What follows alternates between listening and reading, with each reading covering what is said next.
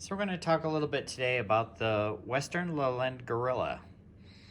Uh, in particular, this first one here we'll talk about is a male Western lowland gorilla.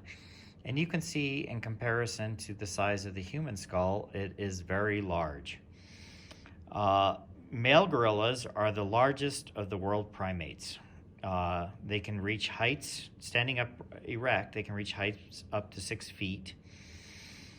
And they can weigh as much as 400 pounds. They are just exceptionally strong, have huge broad shoulders, really muscular biceps, large chest, really large, powerful forearms. In many cases, their arms are more powerful and stronger than their legs.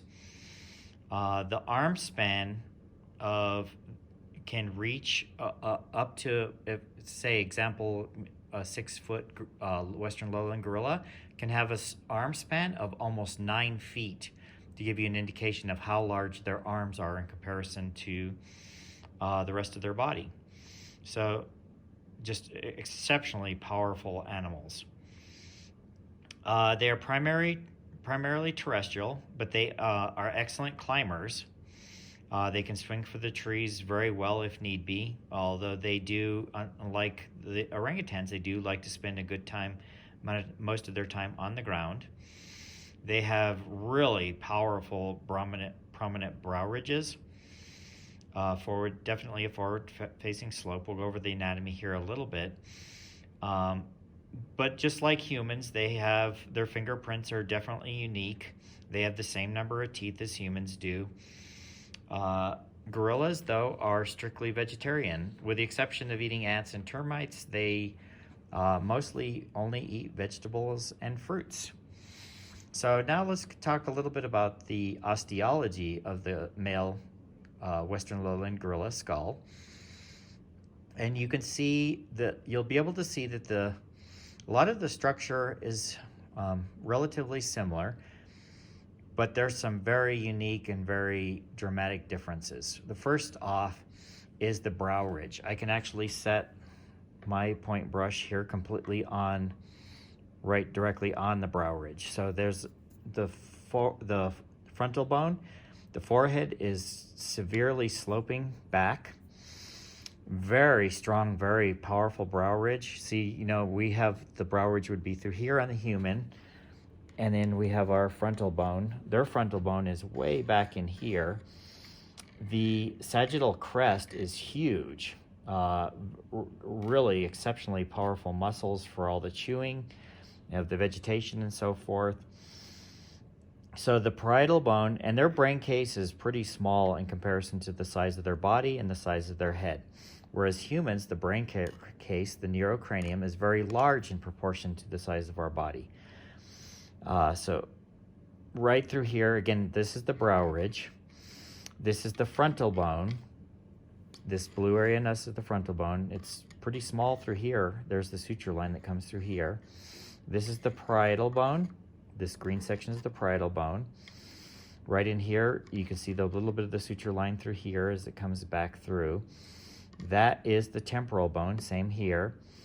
This is the ear canal, the external auditory meatus. This is the mastoid process. It's large and powerful. See, you can see how that's considerably larger than the humans. Because they have such a large, powerful body, they need that larger surface for the muscle structure. This back section here is still part of the temporal bone. There is a suture line through here where it connects to the zygomatic bone. You can see the ramus of the mandible, how large this is through this section. There is the mandibular notch. That right in here is the head of the mandible, and that's the hinge joint that opens and closes the mouth. Then there's the large opening right here. That is the mental foramen. The little point that you see out here, the tiny point, that's the mental protuberance. Then we have the forward sloping face. The viscerocranium, it's forward sloping. You don't really have a projecting nose, although compared to some of the other apes, this does have a slightly raised surface. But again, for the most part, the humans have a projecting nose, but the greater apes do not. Then we have the large opening, and the external portion would be mostly cartilaginous. And then there's the maxilla bones. The infraorbital foramen are in here, all right? And then the eye sockets and so forth. Right through here is the sphenoid bone, this yellow section here, the sphenoid bone. So we have the sphenoid bone. So as you can see, the skeletal structure is more or less the same. If I turn this slightly, you can see the foramen magnum. It's not as direct to the back of the head as the gorilla, but it still is, as the orangutan, but it still is connecting to the back, whereas the human foramen magnum is on the bottom. So we spend most of our time bipedal, although the gorillas over short distances will and do like to walk bipedally, but they choose to spend most of their time walking on all fours. They're known as knuckle walkers. So the main difference, one of the main differences, obviously, is this just massive brow ridge. Then same teeth, just like humans, the four incisors, the canines, the premolars, and the molars. So very similar structure, but function and the movement and so forth, and the way it's developed over the centuries is completely different. One of the things I like to note more than anything else is the sagittal crest on the male gorilla is particularly pronounced.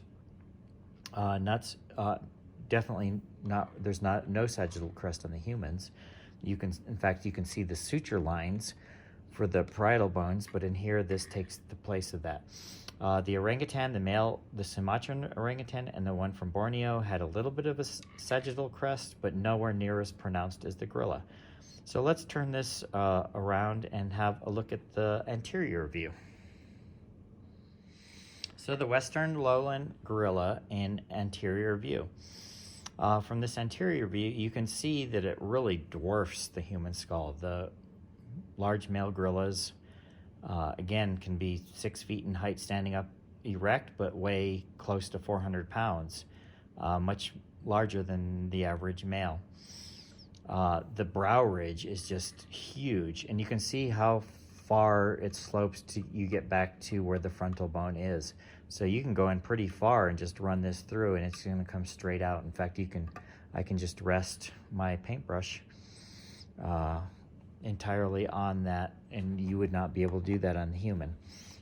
We do have a projecting nose which comes out that you could maybe balance this on, and the forward-facing slope of the ape can maybe do it a little bit, but it's going to roll off. So that's something that's definitely unique. So huge brow ridge, the zygomatic, the frontal blade of the zygomatic process up in here is very powerful. It's thick, it's round. It's much thinner on the orangutans. This has a lot more girth and power. They're definitely a much stronger animal. Definitely the largest of all the primates. So in here we see now the nasal bones. There's 2 of them. You can see a little bit of the suture line through here. So there's one on each side. So you can see the 2 nasal bones. The frontal bone is back in here. The parietal bones are on either side. We can see from the inside the sphenoid bone that would be right through here.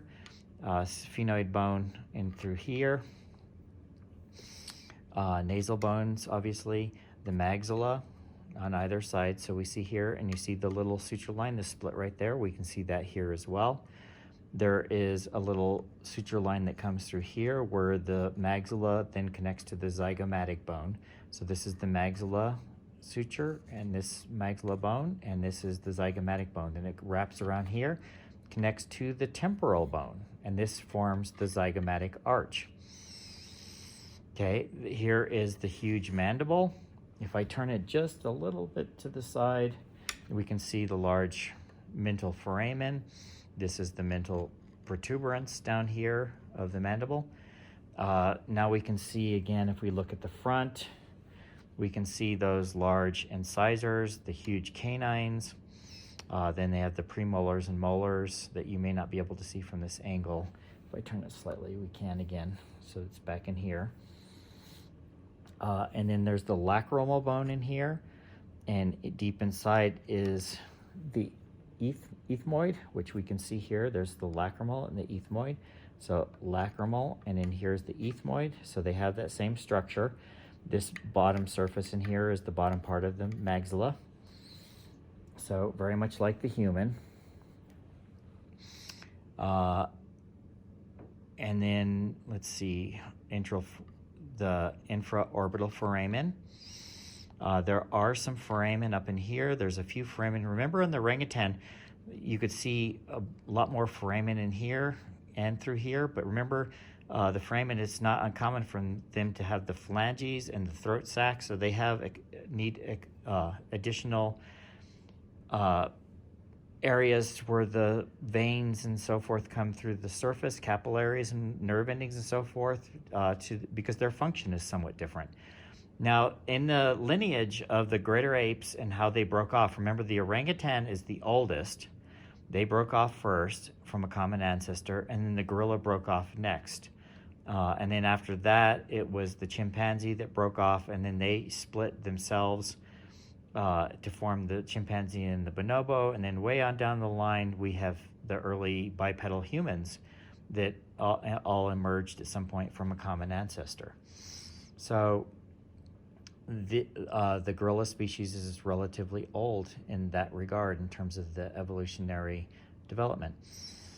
So that's this is the male Bornean, or I'm sorry, the male Western lowland male gorilla, and we will now look at the Western lowland female gorilla, which is you'll see. Just like the orangutan, there's quite a bit of dimorphism, so the female is considerably smaller than the male. So let's have a look at the female gorilla, Western lowland gorilla now. This is the Western lowland gorilla, seen from the female, seen from the profile view. As you can see, it's considerably smaller than the male, but it's still relatively the same size as the human male skull, or very similar. Full-grown female can be somewhere standing upright, and somewhere between 3.5 to 5 feet in height. Their weight can range from 150 to 220 pounds or so. So they get to be fairly large. Obviously not as large as the males, who standing erect can be around 6 feet tall and easily weigh 400 pounds.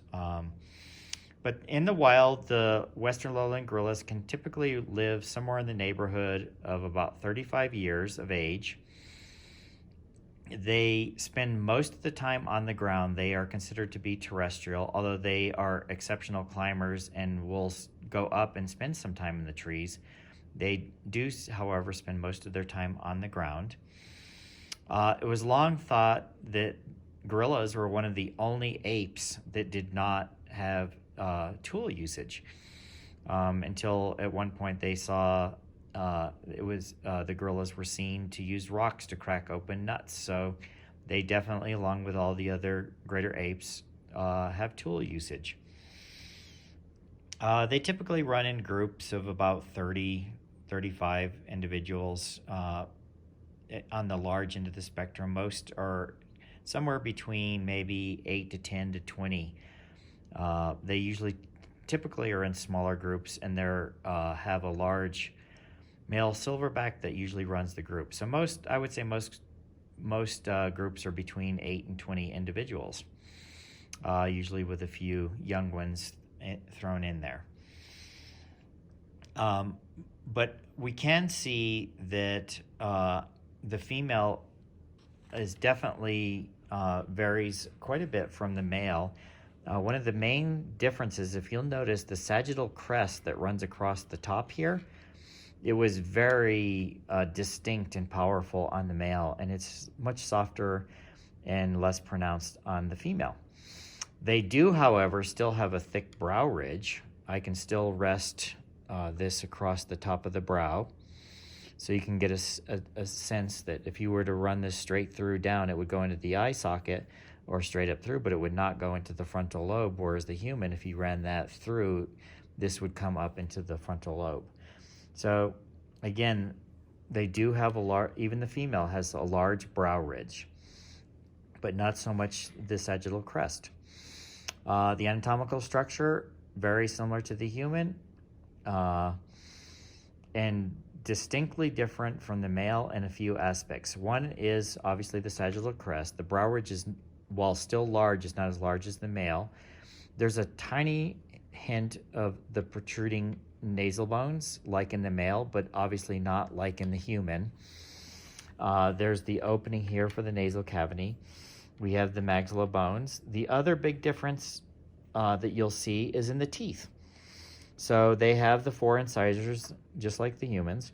But if you notice, look at the canines. The canines are not as large and not as pronounced as the male Western lowland gorilla. These guys on the males are just huge, just massive and powerful. Then we have the premolars, and then back in here we have the molars. Again, there's a relatively large mandible, the large mental foramen, the large infraorbital foramen,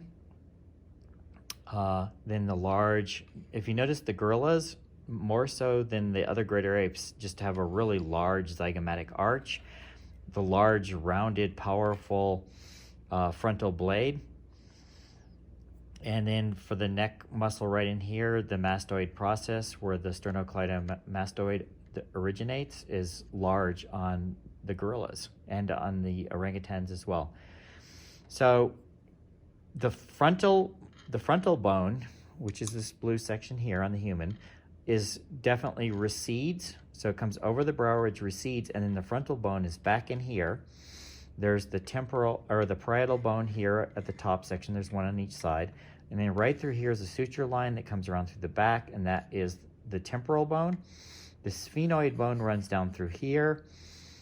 And remember, the temporal bone comes into here. There's a suture line through here. And so the temporal bone connects to the zygomatic bone and forms the zygomatic arch. Here is the ear canal. That is the external auditory meatus. And then on the back side here, it's a little bit harder to see, but the occipital bone is in here. It's probably easier if we turn this a little bit.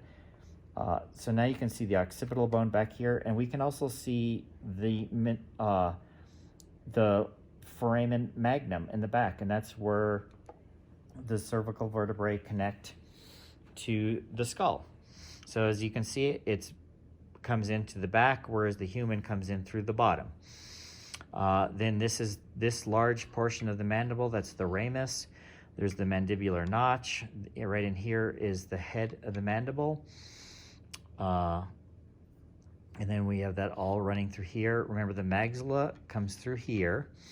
So this is forward sloping. The viscerocranium is the facial skeleton, and that's definitely forward sloping, more so than the human. The human goes out and comes back. We have a chin. Remember, the other greater apes do not have a chin. It comes straight back.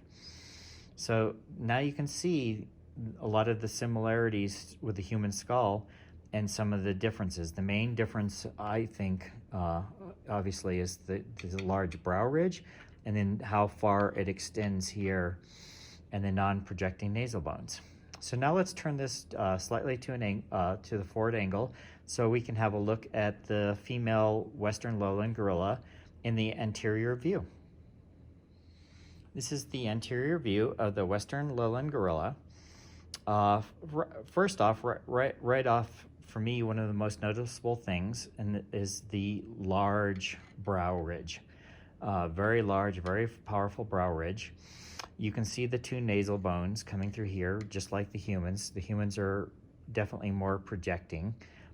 These, compared to the orangutan, chimpanzee, and the bonobo, they come out a tiny bit, but they still are relatively flat. The whole facial skeleton is forward sloping. The human is a little bit more up and down. We can see the infraorbital foramen through here, and slightly on this side, we can see right there the mental foramen. So that's same as a human. We have that right in here, and we have the infraorbital foramen in there. You can see the maxilla bones. It splits through here. We have one on this side and a maxilla bone on the other side. There's a suture line that comes down through here. So this is all part of the maxilla. This is the zygomatic bone. When we're looking through the inside here, we can see the sphenoid bone back in here. The sphenoid bone back in here. If I turn this slightly, I believe you should be able to see the lacrimal bone in here and the ethmoid bone back in here, deeper inside, and it forms that wall inside the eye socket. And there's the infraorbital section here. This is the ramus through here. The glabella right through here, this large, thicker portion. And then the top portion of the brow ridge. Again, this recedes back to the frontal bone. So if we were to run this through, it would just come straight up. It would not wind up in our frontal lobe like it would in the human. So there's a receding forehead. Then we can see the parietal bone up in here. There's one on either side. The sphenoid bones come down through here, come down through here. You can't see that except through the inside, right in here. You can see that in the back. Zygomatic bone comes here, connects to the temporal bone, and forms what is known as the zygomatic arch.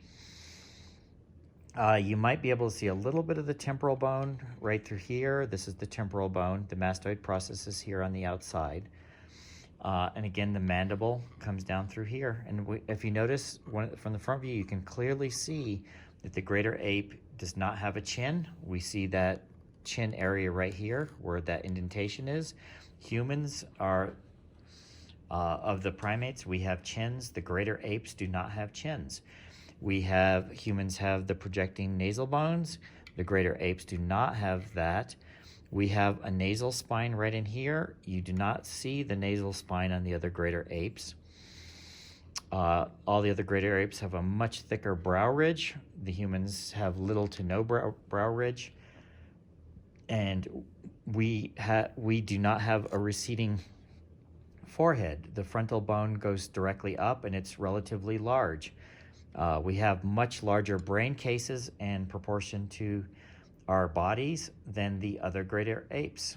And it's considered to be key in our role in our intelligence. So this is the forward anterior view of the western lowland gorilla.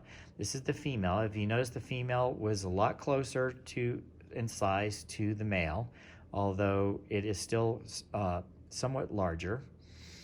But the male western lowland gorilla really dwarfs the human skull, and they're considerably larger and more powerful. So I hope you found this interesting and found this somewhat useful. They're particularly fun to draw, and having a good knowledge base of the human anatomy, again, is so relevant when you look at other animal species. Lots of similarities. Remember, the difference is in the actual form itself. It has to do with the function and locomotion of the different species. It makes a lot of changes and makes studying anatomy even more interesting and useful. I hope you enjoyed this, and thank you for following along.